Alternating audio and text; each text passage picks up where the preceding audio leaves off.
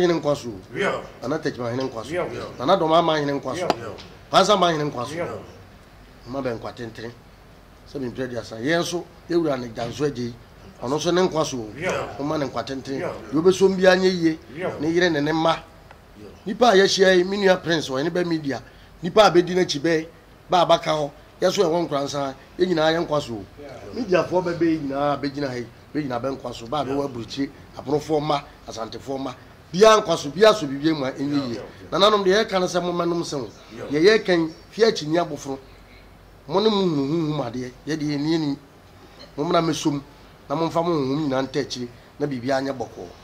ya kasa awie bibia ye din kwansa da mo de ni o sesema nto wonu film ne de jago so place tachi ma botwa abontam ye nche bari ba boduro akuma bi abare kanka me ya mo nyina manom bi o tamfo busuo ni o se ne ye hia ya bibia awie no ne waso ye winta du akire no ba hwitim wo ba kwotena ba bi so obenya enkade ya kan ade beche na foforo asra so ba bi na ne danso abiam na ni maguase ama bia kan ya ye wo hai ipa kro pass nwe men ka se mun ko tunufu mutunufu a wo ba de wo ba ya no be mun kuna wi akete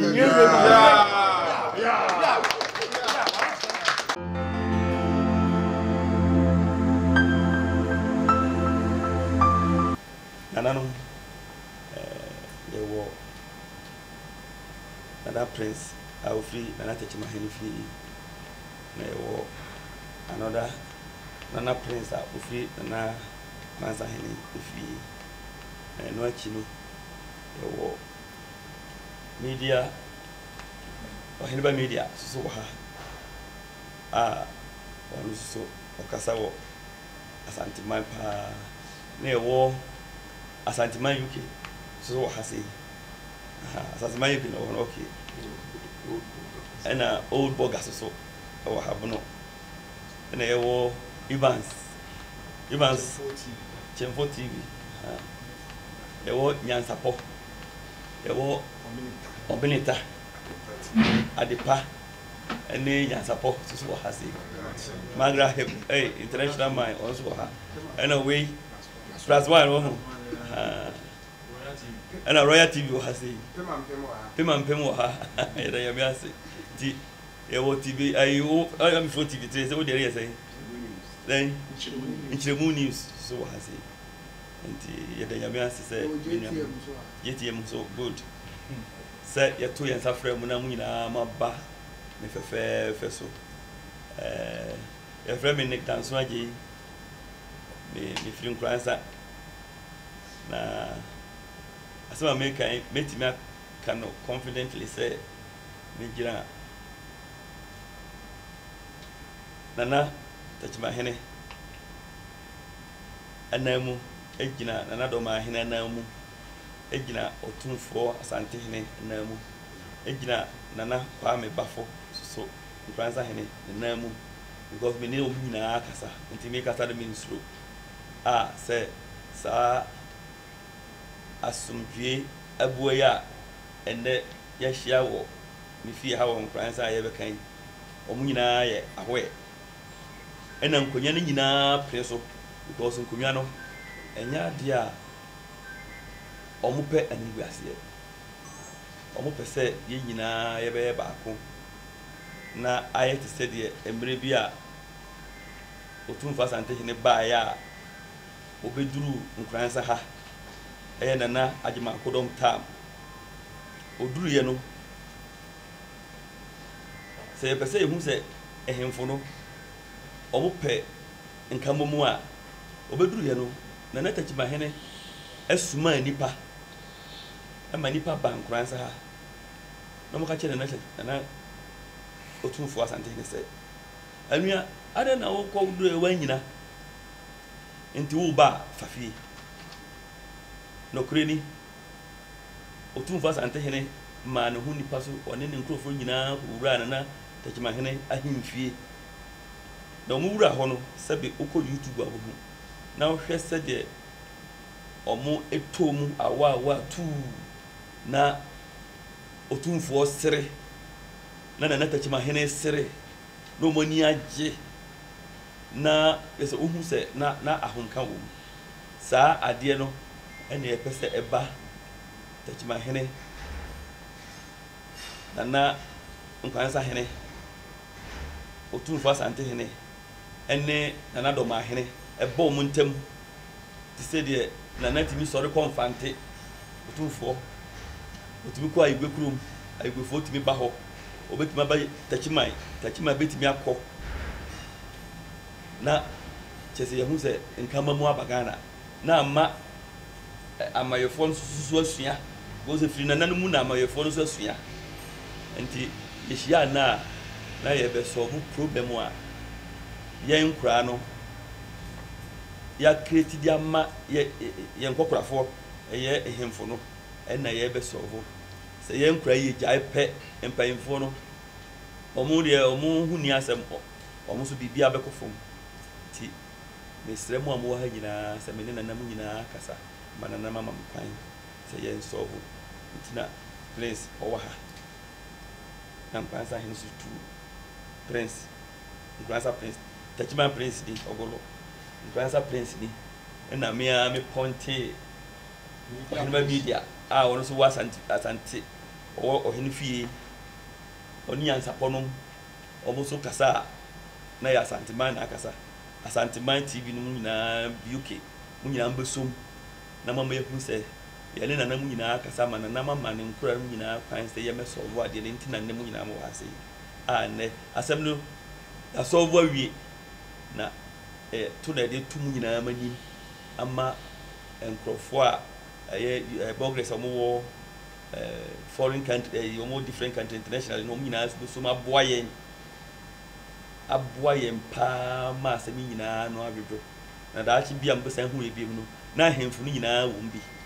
ye nyina ya transia ye didi ya to emu ama bibia so enti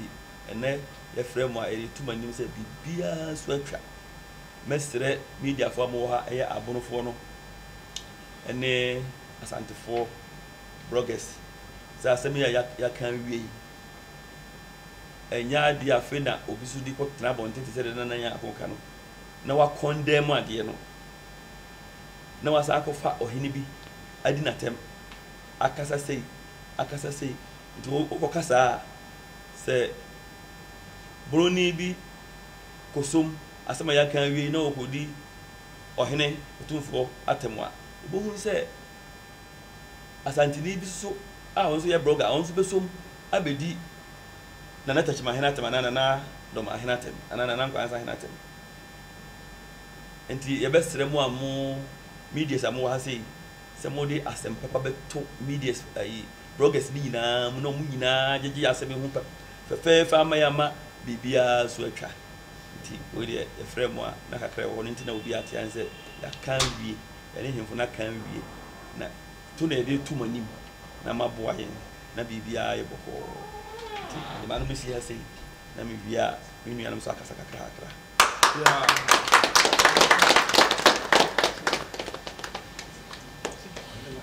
Minyanam Santrafo,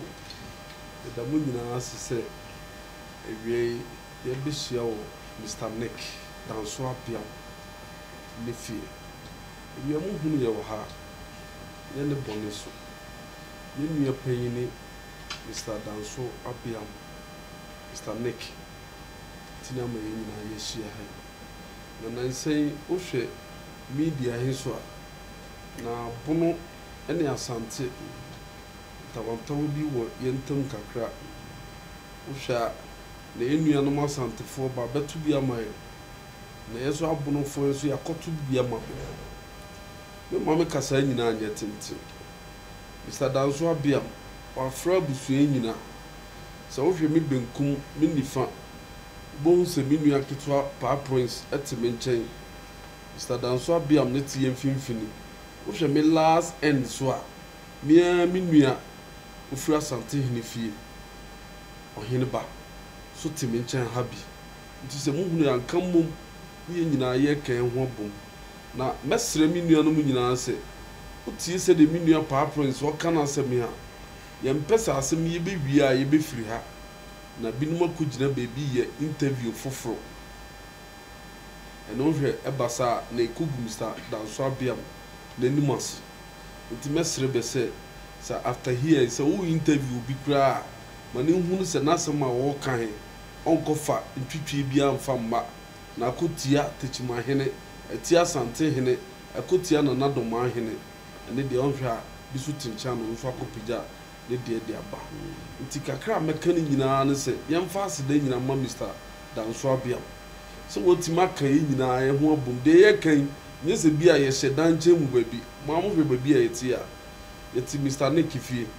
no hwe nsem trofo ya begu abibro mi ni se mo de camera capture mo nyina mo ho abeba bontra ma ye nyina hu se enye de ye kan kuntompo bi ana antro ni ye twatu nipa bi so ye nkamu mu a wo ka kire enti de meka kakra nyina ne se mesrebe se mesrebe ani die kwan so a Mr. Danso Abiam de akosa mpanfo miensan hwe Ghana akesifo miensan pa ni wako benchen yo enti se Mr. Danso Abiam timan ken ho mum na kire kofa ba ani guase kese pa ne wato no yesu yempese ani guase betu nti wo frɛ bebi ase wo bia ye jai de ne ye ye de ye ni die kwan so ye de ma na so de ma mpanfo miensan me kasa anye tentre mesre ha ne hia me pa mesre be utie de menua ohene ba okenya na unse munni hobi na me kan sei mesre se de ohene ba ka kire ya yesu ya kan ye de a kire ne ma bia nko gina bontin bi so okoto ayampie bi e de akutia me hene aye techima hene ana so bi so koto ayampie bi amana kutia asante hene e ye ohene ba ne hene ene de basa ntasuko ko obianu ko hine ban tenase se onhwe se prince obekasa ma na tra ni wura saa na so mesumi nhwe se ohine ba bekasa ma na kutia mi wura ene de meto ha me ntime ho ase nti kakra meka nyina ne se mesre mi nuanom se eye nkamum asomdwe ni Mr. Nick Afreya Oka ni nyina yabo kakra mse metima kan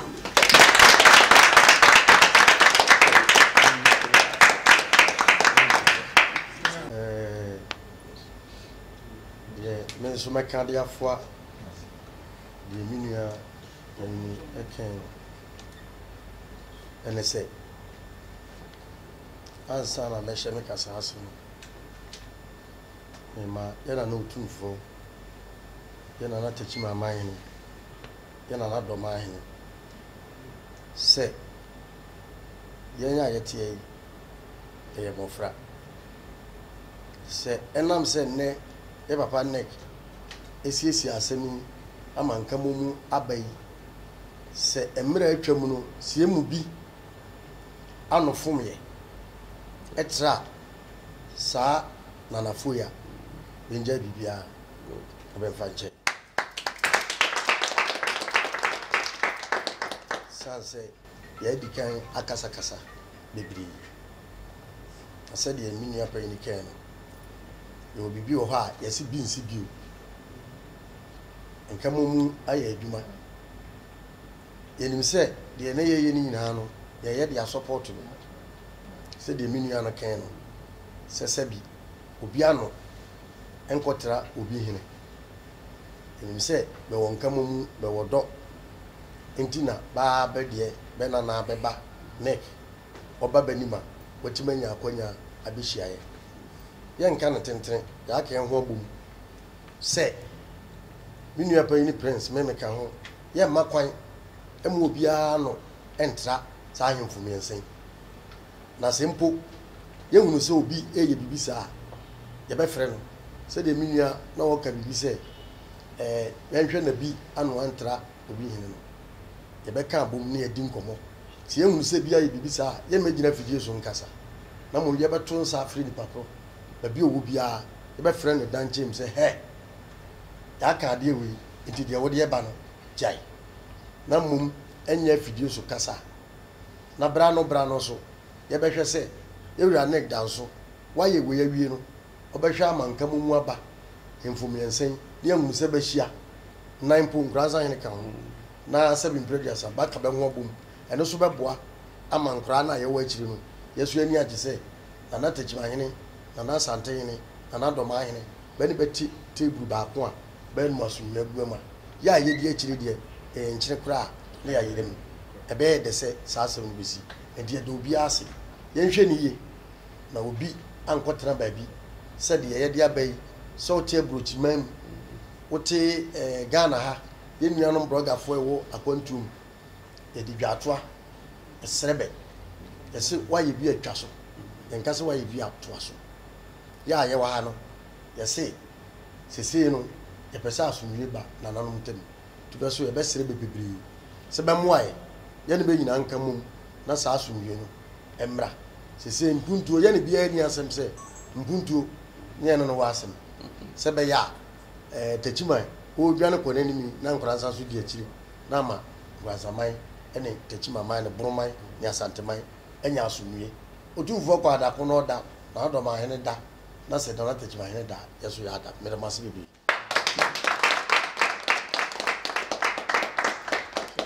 busuafo ne nsɛnkyerɛwfo didi nkan so me so mefa akwanya so na madamase ebe adfefa yi nyina hu ne hayi eye ya nkasa yinu ya de nyina ya papa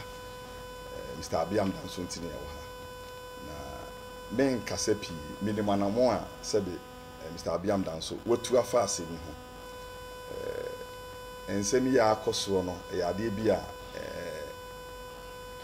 ye konkese pa ana Ghana nyina gyina no onye asantemem ne bronko a ti komo bebre akoso ewa akiri menua prince wo ha na menua prince ba akoso ha ye nkransa ene techima meso me wo ha na ye nyina asundua bua na nti na ye nyina ye wo ha nkomo akoso wo dem no akoso na ye nyina nso yasomu wo akomapem isanse enye bronko na dokononko yen kransa nko na techima nko na sebi doma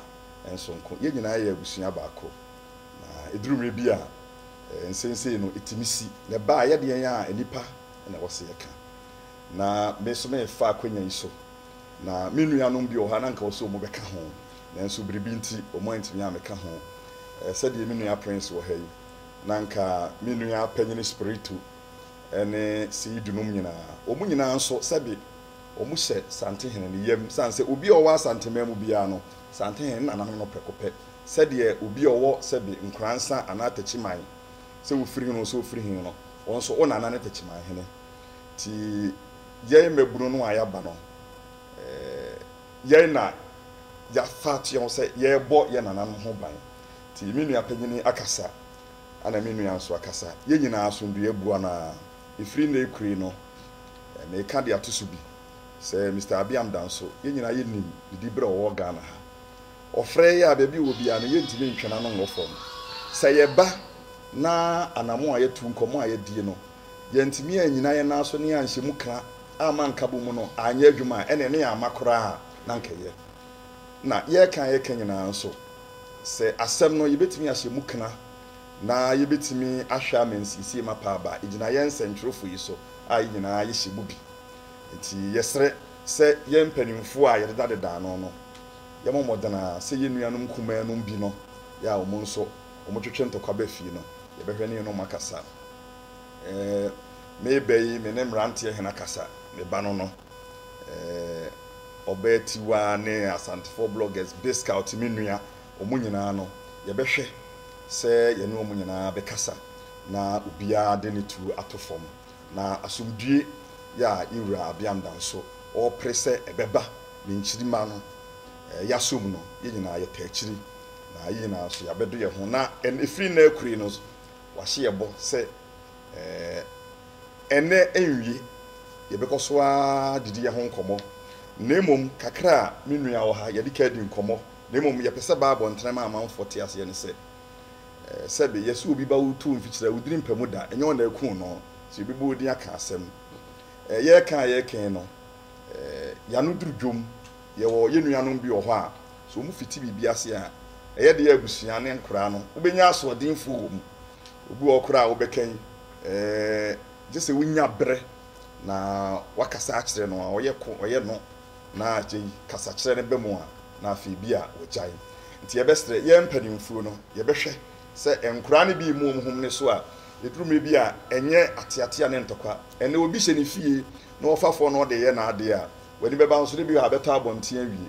nti ye be stress se ye no me nya age atum se efiri na ekro ya no ntia na nadoma hene ya no ntia na natechima hene ya no ntia na nkransa man hene ya no ntia se be sante hena yenua no makari nyina so omumfa ebuo maye na omuye mfonso a se mimi hunu se ebunu ni bi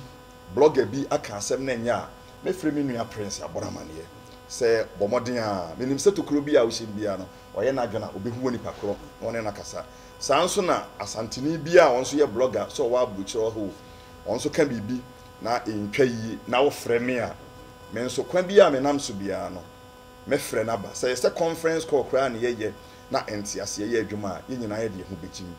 isanse yese efruchi ne abofunu bia biem na ye nyina ye moa na ibehia biem no na ye asante ne bunumpunturu ene sebe ye nkoso ho nkomo na ye ba bedi na enye entokwa na ye ba bi sisi betu maka no emfa so bia mere ye timi so men kasa nche pi na me fa akwanya so na Mr. Abiadan so ya danase isanse anamono a wotu no edre na nso migiri se enkonwa ne abosom ewa aso omu na akasa akire no enamane ye nyina ye di osia ye oyo onibre nso ofre ye no obi antimi antwena no anwofom ye nyina nso ehia no asomdue nko anti kakra me nso mekana no ye nyina ye tachiri ama afi no fridge na ekọ ensama ebete afa bono ne asante no bia no eye nkomo a edi mpuntu ebeba chama fansa goje na no muzo leta nyami shaw asabana American me wi na no na nsabia ba bia musumfio anyumfio ye wode be wi akire no bia bo na mmom ye obi no gburu bia ye be firi akire sadeti on pesa so bi no be ko ye dome nice week o dome yo e bia body ano twere ampo azase ansa aye kwansa kunya tachima kunya nyina na yete nyina mugina yechi asante kunya skedwa kufi nyina mugina yechi ha anadoma mo majensa anadoma so ono su gina yechi ha ananum de yeke nyina na se e bodin ya na nyane bone so papa so ewura ne tanso je onfoje ba obeto ha ade mai se asunwie di besi bia no ozu ogine mopo ompo one yese woyo ne osi asanteman ne broman ensese asem bia betontam na mpo bibia ba waginem se mabuni de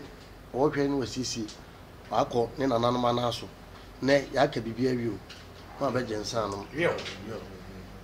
ana sante hene nkwaso ana tejima hene nkwaso ana doma ma hene nkwaso pansa ma hene nkwaso ma be nkwatentere se bi mpre dia san yenso ewura ne janso agi ono so ne nkwaso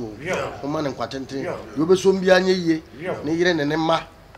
nipa ya hia minua prince o ne be media nipa abedi na chibe ba abaka ho yeso e won kransa e nyina ya nkwaso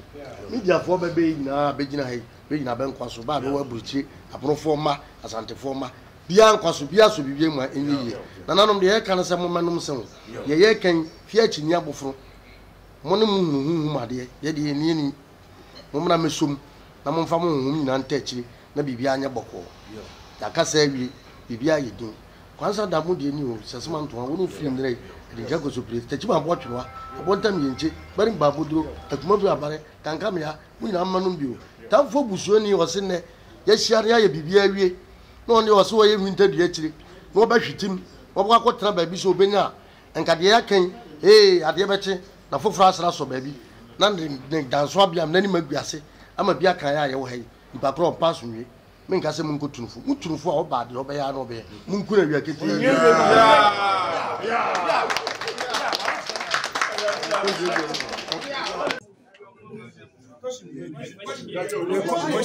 question bien no